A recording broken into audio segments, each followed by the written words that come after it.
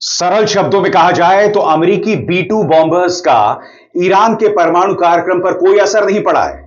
सरल शब्दों में कहा जाए तो ईरान अपने परमाणु कार्यक्रम को कुछ सालों में नहीं, कुछ महीनों में और एक आकलन के बजाय कुछ हफ्तों में शुरू कर सकता है।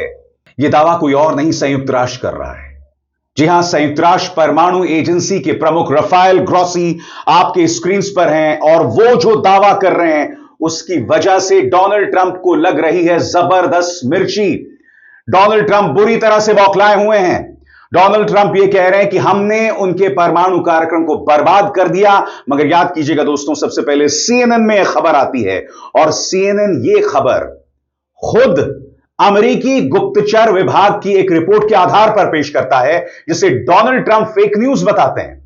और अब कोई और नहीं बल्कि संयुक्त राष्ट्र की न्यूक्लियर एजेंसी के प्रमुख ये कह रहे हैं कि कुछ सालों के लिए नहीं, चंद महीनों में ईरान अपना परमाणु कार्यक्रम यानी यूरेनियम संवर्धन, यूरेनियम एनरिचमेंट शुरू कर सकता है। समानांतर तौर पर ईरान के विदेश मंत्री अरागची वो कह रहे हैं कि संयुक्त राष्ट्र को अमेरिका और इस्राइल पर कार्रवाई करनी चाहिए।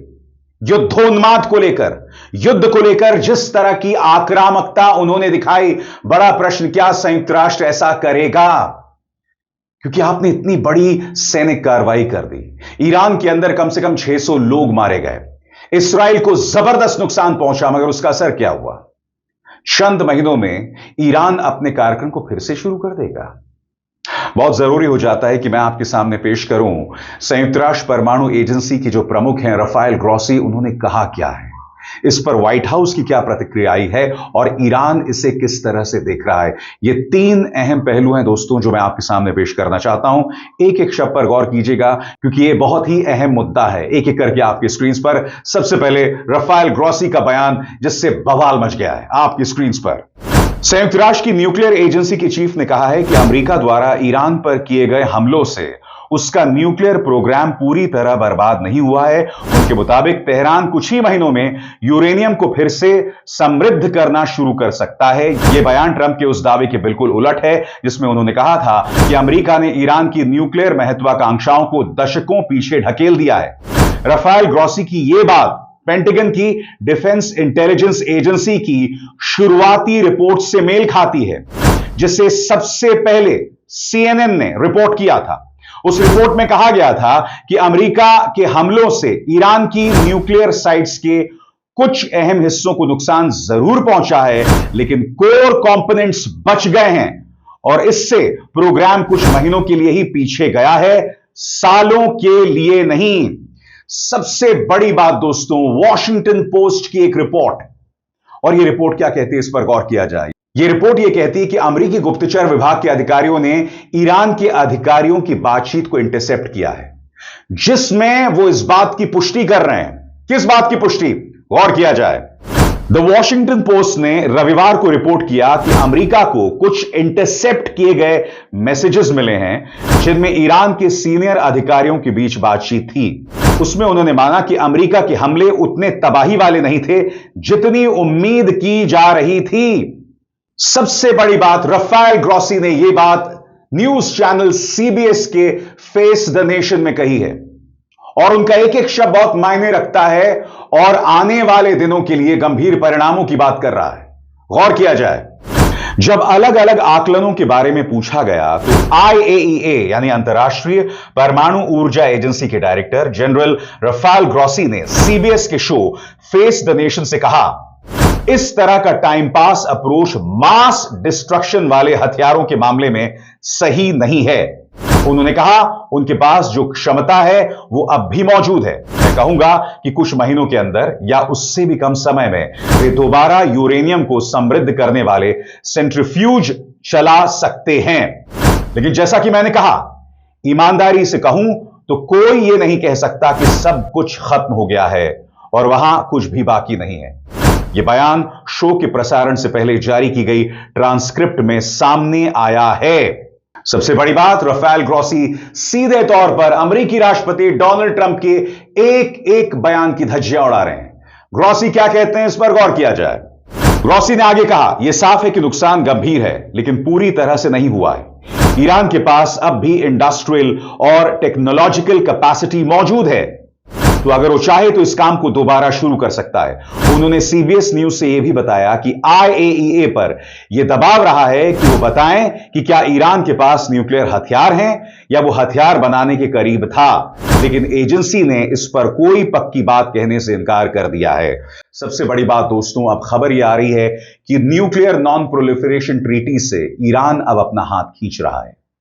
खबर यह भी आई है कि आईएईए के जितने सीसीटीवी थे उससे ईरान अब अपने तमाम परमाणु संयंत्रों से हटा रहा है। और इसकी जिम्मेदारी किसकी है? स्वाभाविक सी बात है, इसकी जिम्मेदारी दो लोगों पर है, अमेरिकी राष्ट्रपति डोनाल्ड ट्रंप और इस्राएली प्रधानमंत्री बेंजामिन नेतन्याहू।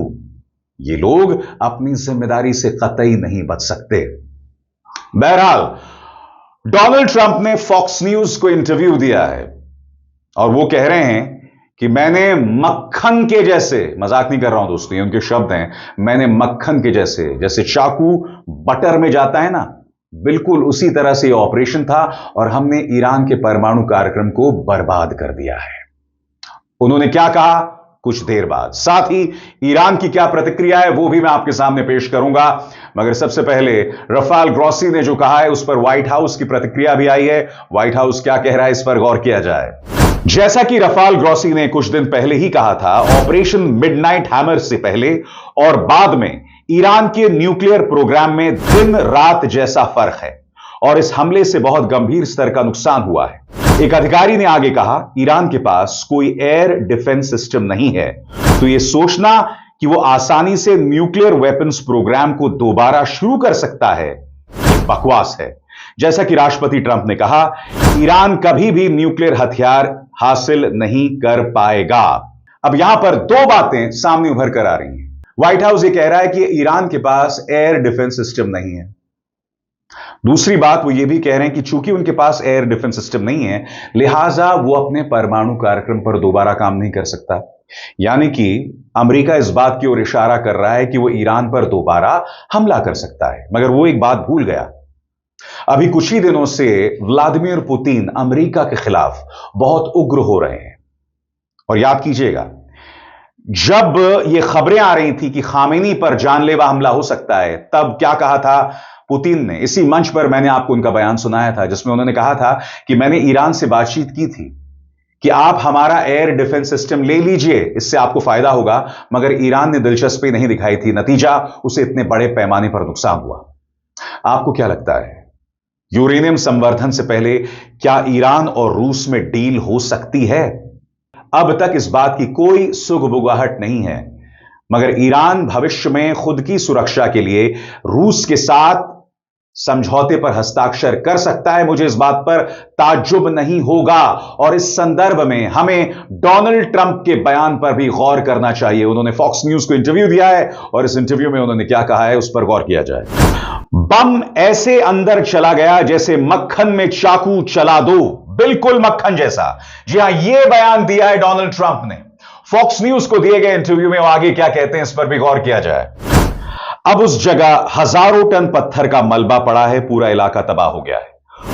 वो ये बात खासतौर पर फोर्डो न्यूक्लियर साइट पर किए गए बंकर बस्टर हमले को लेकर कह रहे थे और दिखा रहे थे कि कैसे बम ने बड़ी आसानी से अंदर तक घुसकर तहस नहस कर दिया है। ट्रंप ने यह जोर देकर कहा कि ईरान का न्यूक्लियर प्रोग्राम पूरी तरह खत्म कर दिया गया है और यह हमले उनके न्यूक्लियर प्लान्स का खात्मा है।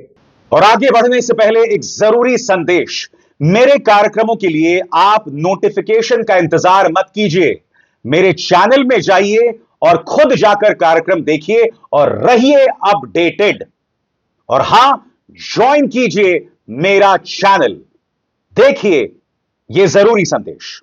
स्वतंत्र और आजाद पत्रकारिता का समर्थन कीजिए, सच में मेरा साथी बनिए। बहुत आसान है दोस्तों, इस ज्वाइन बटन को दबाइए और आपके सामने आएंगे ये 3 विकल्प, इनमें से एक चुनिए और सच के इस सफर में मेरा साथी बनिए। सबसे बड़ी बात, डोनाल्ड ट्रंप के शब्दों में साफ तौर पर कॉन्ट्रडिक्शन और विरोधाभास दिखाई देता है। एक तरफ वो कहते हैं कि भाई हम उनसे बातचीत कर रहे थे और दूसरी तरफ उसी बातचीत के दौरान इस्राएल हमला भी कर देता है। इस बारे में डोनाल्ड ट्रंप क्या कहते हैं इस पर भी गौर किया जाए। अमेरिकी राष्ट्रपति डोनाल्ड ट्रंप से इस इंटरव्यू में पूछा गया था कि जिस समय वो मिडिल ईस्ट के दौरे पर थे तो क्या उसी समय उन्हें ईरान को लेकर कुछ ख्याल आया था और क्या वो तभी इस बात का मन बना चुके थे कि उन्हें ईरान के संबंध में कुछ करना होगा।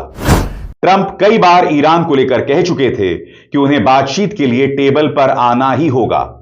तो इसके जवाब में ट्रंप ने कहा, मामला दिन पर दिन गर्माता जा रहा था और हम जानते थे कि उनके पास बहुत सारी साइट्स हैं, शायद 3 से 1 ज्यादा, लेकिन 3 मुख्य साइटें थीं, 3 मुख्य परमाणु साइटें। हम जानते थे कि वे या तो उन्हें छोड़ देंगे या फिर एनरिचमेंट जारी रखेंगे। अब यहां पर जो विरोधाभास है वो साफ तौर पर आप देख सकते हैं। वो एक तरफ ये कहते हैं कि या तो वो छोड़ देंगे या एनरिचमेंट जारी रखेंगे। बातचीत इसी बात को लेकर हो रही थी, मगर उस बातचीत को खत्म करने से पहले आपने हमला कर दिया। अब नतीजा क्या हो रहा है, पूरी दुनिया देख रही है। सबसे बड़ी बात, यूरेनियम संवर्धन यानी यूरेनियम एनरिचमेंट को ट्रंप एक बुरा शब्द मानते हैं। बकौल ट्रंप ने इस इंटरव्यू में कहा कि एनरिचमेंट एक बेहद बुरा शब्द है। ट्रंप के शब्दों में, मैंने कहा आपके पास इतना तेल है, आपको इसकी क्या जरूरत है, लेकिन ईरान यही कहता रहा कि उसे एनरिचमेंट की जरूरत है। मैं कभी ऐसा नहीं होने दूंगा। ट्रंप का कहना था कि अगर उन्होंने ईरान को ऐसा करने दिया होता तो शायद दुनिया को पता ही नहीं चलता कि दरअसल एनरिचमेंट क्या है और कितना बुरा है। ट्रंप ने कहा कि ईरान के साथ परमाणु मसले पर 60 दिनों तक बातचीत चली थी, मगर सबसे बड़ी बातचीत चली उससे पहले इस्राएल ने हमला बोल दिया और सारा मामला खटाई में पड़ गया। अब रफाल ग्रॉसी क्या कह रहे हैं? रफाल ग्रॉसी कह रहे हैं कि IAEA यानी अंतरराष्ट्रीय परमाणु ऊर्जा एजेंसी को वहां का एक्सेस मिलना चाहिए। सबसे बड़ी बात, NPT यानी न्यूक्लियर नॉन प्रोलिफरेशन ट्रीटी से ईरान अपने हाथ खींच रहा है। जिम्मेदार कौन है? मगर सबसे पहले मैं आपको बतलाना चाहता हूं कि रफाल ग्रॉसी एक्सेस को लेकर, ईरान के परमाणु साइट्स की एक्सेस को लेकर क्या कह रहे हैं, इस पर भी गौर किया जाए। CBS को दिए गए इंटरव्यू में ग्रॉसी ने इस बात पर जोर दिया कि IAEA को ईरान में एंट्री मिलनी चाहिए ताकि वहां की न्यूक्लियर एक्टिविटीज की जांच की जा सके। उन्होंने बताया कि ईरान अब तक एजेंसी को जानकारी देता रहा था, लेकिन इस्राएली और अमेरिकी हमलों के बाद कुछ चीजें साफ नहीं हो रही थी। उन्होंने कहा, जहां तक सेंट्रीफ्यूग की संख्या और मटेरियल की मात्रा की बात है, हमें पूरी जानकारी थी, लेकिन कुछ और चीजें थी जो साफ नहीं थी। जैसा कि हमने ईरान में कुछ ऐसे इलाकों में यूरेनियम के अंश पाए थे जो आधिकारिक तौर पर घोषित साइट्स नहीं थी। हम सालों से पूछ रहे थे कि हमने जगह XYZ में समृद्ध यूरेनियम के निशान क्यों पाए, लेकिन हमें कभी कोई भरोसेमंद जवाब नहीं मिला। बड़ा प्रश्न, इन तमाम सवालों का जवाब तब मिलता अगर आपने ईरान पर हमला ना किया होता, अगर बातचीत की प्रक्रिया जारी होती। आपको अंदाजा है दोस्तों, अंतरराष्ट्रीय एजेंसीज डोनाल्ड ट्रंप इस्राएल के रवैये में किस कदर दोहरे मापदंड हैं, किस तरह का दोगलापन है। अभिसार शर्मा को दीजिए इजाजत। नमस्कार।